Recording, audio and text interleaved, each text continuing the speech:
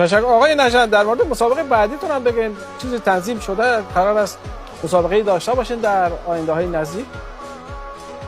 ما کاظمی صاحب قرارداد سازمان FNC را دارم. 3 قرارداد با او امضا کردیم که یک مسابقه ما بنابر مشکلات هایی که بود یا مثلا جنجال هایی که بود واگذار کردم برای حریفم.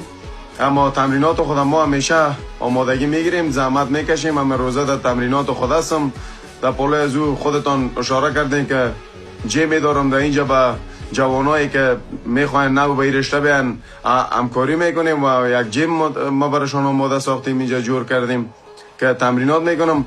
اما چرا نه، ما در سازمان FNC بسیار یک قرارداد دائم المدت قدشان دارم تا بعد از 3 فایتی که ما قدشان دارم دیگه هم مسابقه برای ما قرارداد میتن.